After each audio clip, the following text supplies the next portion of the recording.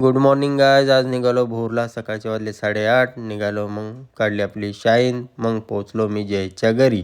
जयेश तोपर्यंत आला खाली, कारण आम्हाला घेऊन जायचं दायवी स्टँड. मग लागलो सातारा हायवेला. थंडी बघू शकताय कशी पडली आज. त्यानंतर लागला आपल्याला भोरमधला बाटघर डॅम. हा आहे भोरमधला नेकलेस पॉईंट. भोरला आले तर बघायला विसरू नका. मग पोहोचलो मी भोर गावामध्ये. भोर गावामध्ये बघा BMCचं ऑफिस राणीच्या मुकुटासारखं आहे. त्यानंतर मी घेतला गरमागरम वडापाव. भोरमधल्या सिनियर सिटीजन सोबत नाश्ता आज झाला.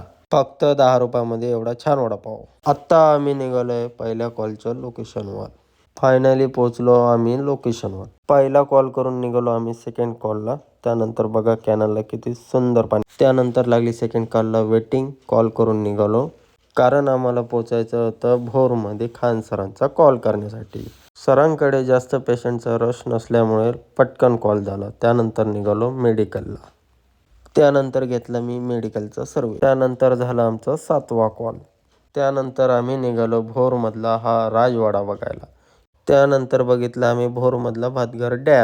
भातघर डॅम बघितल्याच्या नंतर निघालो आम्ही जेवण करण्यासाठी. आज होता डब्याला खिचडी भात आणि गाजराचा हलवा. फायनली जेवण करून निघालो पुण्याला. रस्त्याने घेतला गरमागरम कडक चहा. त्यानंतर पोचलो मी सलूनला, कारण बरेच दिवस झाले हेअरकट केलाच नव्हता. फायनली आज हेअरकटही करून घेतला. त्यानंतर ब्लॅक डाय लावून आलो घरी. आज जायचे होते स्वामीच्या मठामध्ये पूजाला घेऊन दर्शनासाठी. खूप छान आमचे दर्शनही झाले. त्यानंतर निघालो घरी. ब्लॉग आवडला असेल तर फॉलो आणि लाईक करा. भेटूया उद्याच्या ब्लॉगमध्ये. तोपर्यंत बाय.